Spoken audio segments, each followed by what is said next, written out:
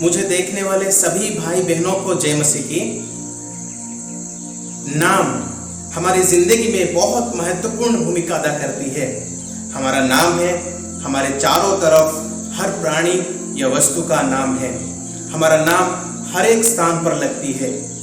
लोग अपने नाम को अपने वंश या घर के नाम से रखते हैं। कोई अपनी देश, जाति और धर्म के नाम पर रखते हैं। कोई अपना जज्बात या फीलिंग्स के अनुसार रखते हैं। बाइबल में भी नाम को बहुत महत्वपूर्ण भूमिका दिया गया है। आज हम उन नामों में कुछ नामों का ध्यान करेंगे। हम क्यों इन नामों के बारे में बात कर रहे हैं? क्योंकि हर नाम का एक अर्थ होता है और हर नाम एक स्वभाव को दर्शाता है।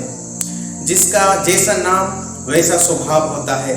उदाहरण के रूप में यीशु का अर्थ उद्धार करता है। इमानुएल का अर्थ परमेश्वर हमारे साथ है। ये सब स्वभाव हम यीशु के अंदर देखते हैं। ऐसे बहुत उदाहरण हम बाइबल से देख सकते हैं। आज हम उन नामों को देखेंगे जिसे खुद परमेश्वर बदल दिया। और क्यों बदल दिया? ऐसा 4 नाम है जिसे परमेश्वर बदल दिया था।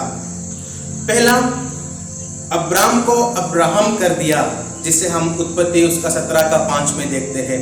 दूसरा, सारे को बदलकर सारा कर दिया, जिसको हम उत्पत्ति 17 का 15 में देखते हैं।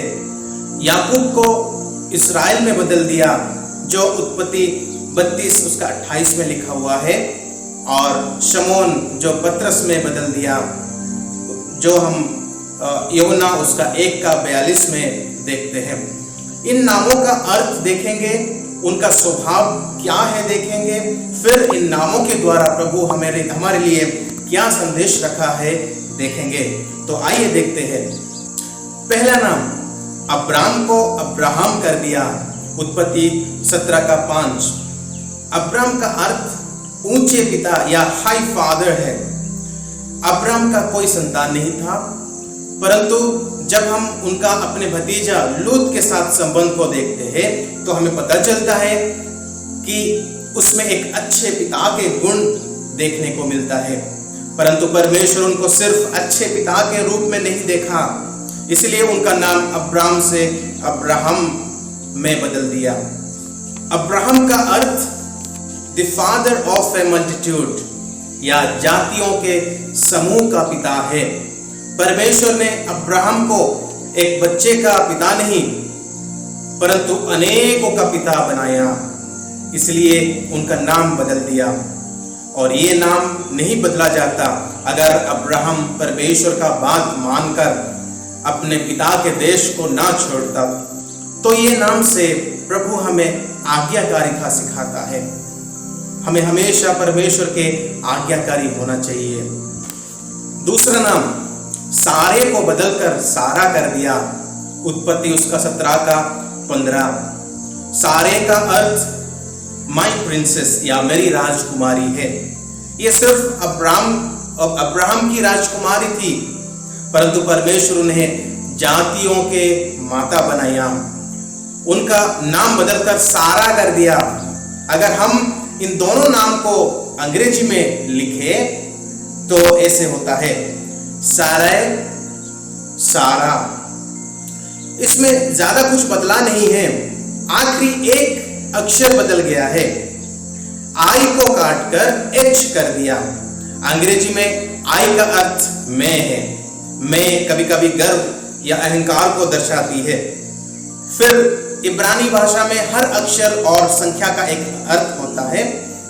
उसमें से जो अक्षर एच को दर्शाता है उसका अर्थ लविंग काइंडनेस या दयालु और प्रेमी होता है। परमेश्वर ने सारे के जीवन में से मैं को हटा दिया और दया को भर दिया। जब उनके अंदर आई था, मैं था,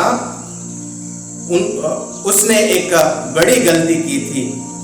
उसने अपनी पति को दूसरे औरत के साथ बच्चा जन्म देने के लिए कहा। और ये छोटी बात नहीं है, परंतु जब उसके नाम से आई हट गया तो उसका जीवन बदल गया। हम पहला पत्रस उसका 3 अध्याय में देखते हैं। पत्रस पत्नियों के बारे में बात करते हैं। पुराने जमाने में स्त्रियां कितने सुंदर, पवित्र और पतियों के अधीन रहते थे। उसमें से श्रेष्ठ नाम सारा का लिया जाता है। इससे हम अंदाजा लगा सकते हैं कि नाम बदलने के बाद सारा की जीवन कैसे बदल गया। तो सारा के नाम से हम प्रेम, दया और समर्पण सीखते हैं। इसमें सोचने वाली एक बात हो रही है, परमेश्वर एक ही परिवार से पति और पत्नी दोनों के नाम बदलते हैं। ऐसा और कोई पति पत्नी नहीं है जिनका एक साथ नाम बदल दिया जाता है। और दूसरी बात, उन दोनों के नामों पर एच जोड़ा जाता है।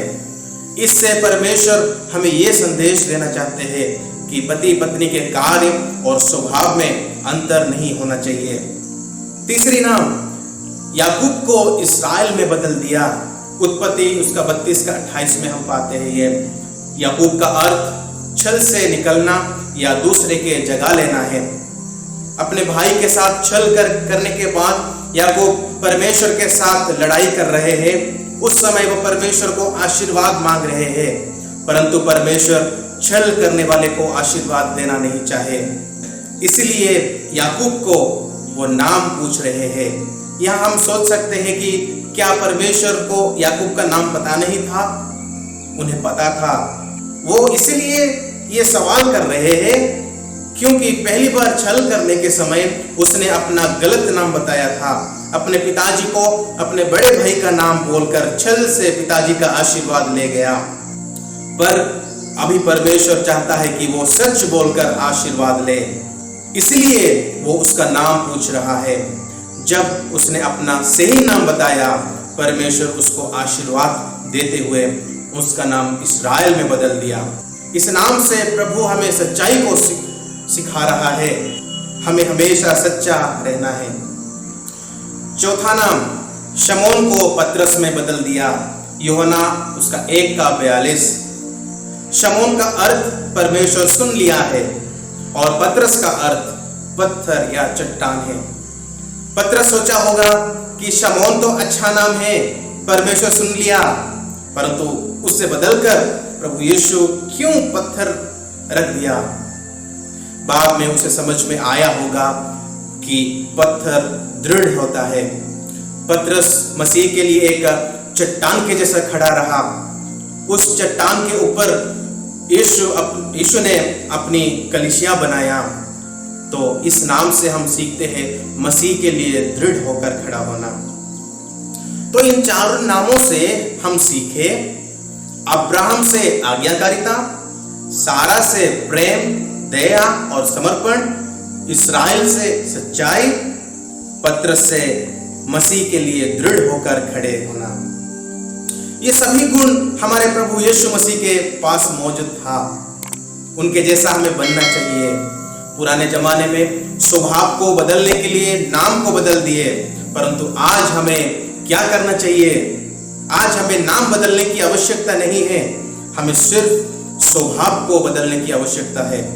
अगर हम अपने स्वभाव को बदल देंगे तो परमेश्वर हमें एक नया नाम देंगे, और वो इस धरती पर नहीं, स्वर्ग पर। प्रकाशित वाक्य 2 का 17 कहता है, जो जे पाए उसे एक स्वच्छ पत्थर भी दूंगा और उस पत्थर पर एक नया नाम लिखा हुआ होगा। अगर आज हम अपने बुरे स्वभावों को बदलकर अच्छे स्वभाव अपने अंदर ले लें तो हम जी पाएंगे और परमेश्वर हमें एक नया नाम देंगे। तो आइए इस मैसेज को याद रखें और अपनी नया नाम पाने की राह पर दौड़ चले। प्रभु आप सभी को आशीष दे। जय मसीह।